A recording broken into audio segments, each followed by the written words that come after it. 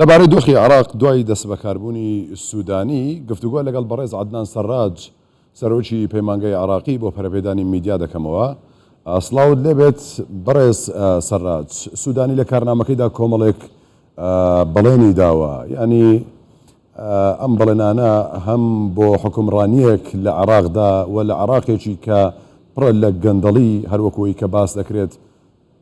بەرحاڵ بە هەموو شێوەیەک سوودانی خۆی دەتوانێت ئەم بڵێنانە جێبەجێ بکات لەم ماوەیدا.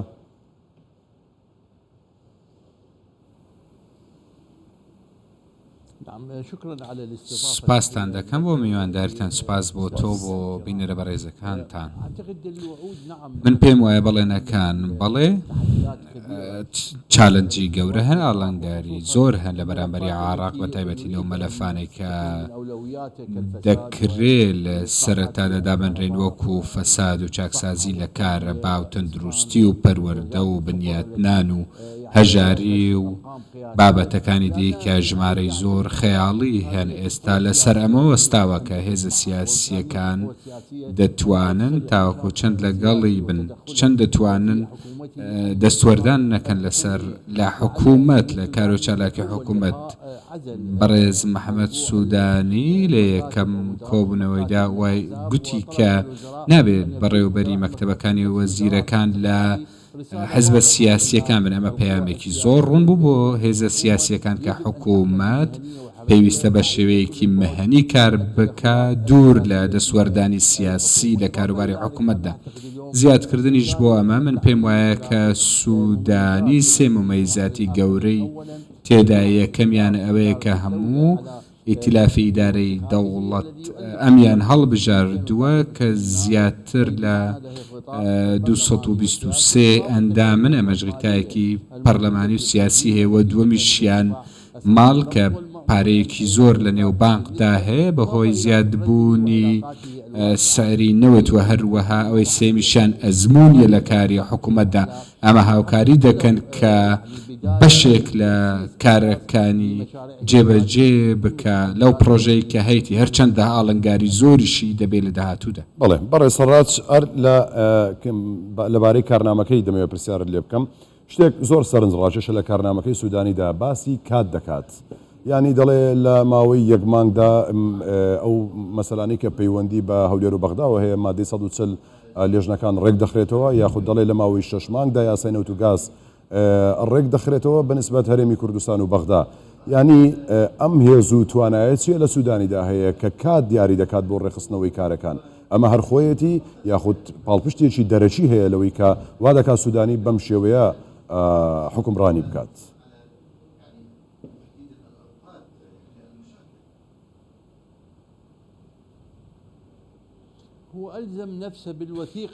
خۆی پابەند دەکا بە ڕێکەوتنێک کە ئیمزای کردووە لەلایەن هاوپەیمانی ئیدارەکردنی دەوڵەت لە لایەن هێزە سیاسیەکانی وڵاتەوە. هەروەها خۆی پابەند دەکا بە هەندێک مەرج کە لە سەریان داناون لەلایەن حکوومەت حیزبە سیاسیەکانەوە بە تایبەتی قانونی پەترۆل و غاز و هەڵبژاردننی پێشوەختە یاخود لێپێچینەوە یان بابەتەکانی دیکە کە ڕێکەوتنیان لەسەر کراوە.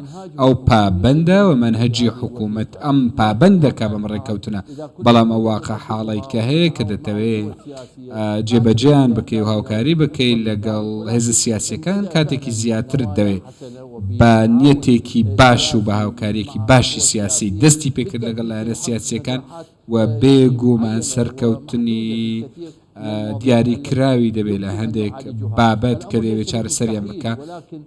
شتەکە مستەحیل نییە، بەڵام کارێکی زۆر زەحمەتیشە.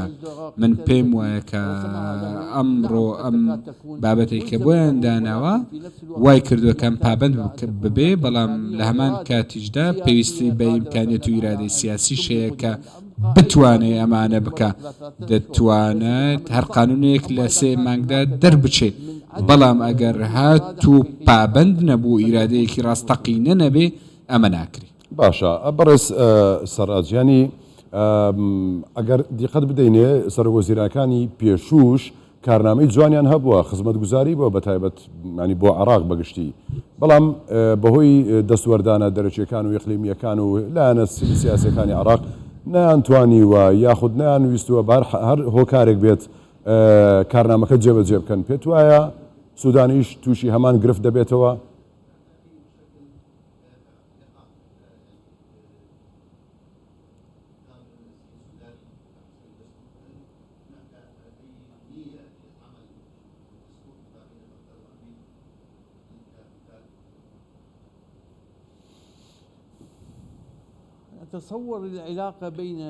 پێم وایە پەیوەندی نێوان هەولێر و بەغدا پەیوەندێکە باشتر دەبێت لەوەی لە پێشتر هەیە بەڕێز سەرۆک کۆمار بەڕێز عەبدوڵەتیف ڕەشید بەڵێنیدا کە بەم دەورە هەڵدەستێ لە هەمان کاتیشدا بەڕێز سوودانی خۆی پابند کردو بۆ ڕێکەوتنەی کە هەیە بۆ نزیکردنەوەی بۆ چوونەکان لە یەکتری. ئەمڕۆ ڕێکەوتنێک کە کراوە لە نێوان برایانی کورد و سون و شیعی جۆرێک لە ڕێکەوتن و تێگەیشتن لە نێو ئەو هێزانە بە تایبەتی لە نێوان بەڕێز سەرۆک مەسعود بارزانی و نووری مالکی من پێم وایە کە تێگەیشتنێکی باش هەیە کە دەیانەوێ نزیک بوونەوە هەبێت لە نێوان هەولێر و بەغدا لە جێبەجێکردنی دەستور و قانون و هەروەها ڕێگە چارەی دەستوری قانونی پەیڕەو بکەن بۆی کێشەکان چارەسەر بکەن بەبەتی بە تایبەت بە و ناوچانەی کە کوردستانی و ناوچانەی کە لە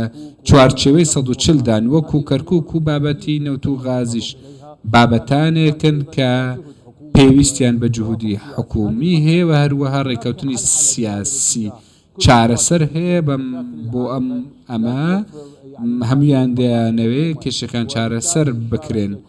ئەگەر ناجارێکی دیکە جادە کۆ دەبێتەوە هەروەها خۆپیشاندان دەکرێ و هێزێکیش نایە بەرامبەریان بوەستێتەوە بە تایبەتی شتیاری سەدری کە هەیە. باشە، ینی دەکرێ بڵین ئەگەر سوودانی نەیتوانێت ئەو کارنامەی خۆی جێبەجێ بکات جارشی دیکە شەقامی عراقی بجوڵێتەوە بە تایبەتی ئێستا ئۆپۆزیسیۆن لە جیاتی لە نێو پەرلەمان بێت لە شەقامەکانە.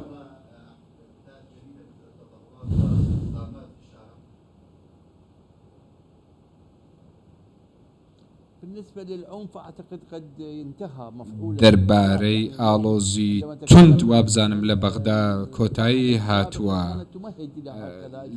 لە کاتەکانی ڕابردوودا بینیمان، بەڵام حکوومەتێک یەکگرتووە هێزە سیاسیەکان یەکیان گرتووە و هەروە سەرۆکی هێزە چەکدارەکان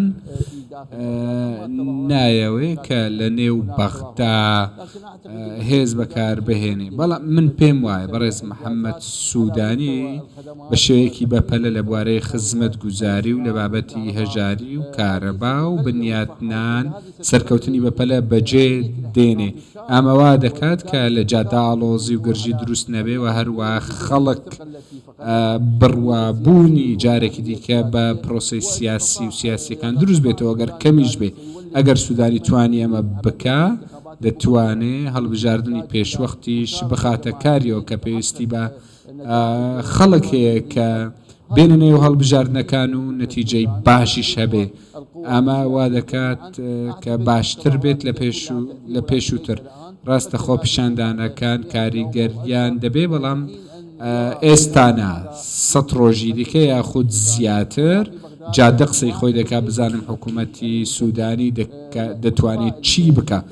بەڵام هەمووان لە سەروشیان و هەرێمی کوردستان پۆزەتیڤ دەبینن کە سوودانی سەرکەوتوو دەبێت، بەڵام خەڵکی چاوەڕێن بزانن چی دەبێت. بەڵێ بەڕێز عەدنان سەرراج سەرۆکی پەیمانگەی عراقی بۆ پەرەپێدانی میدیا زۆر سپاس بۆ تۆ ماندوومان کردیت بەڕێز سەرراج.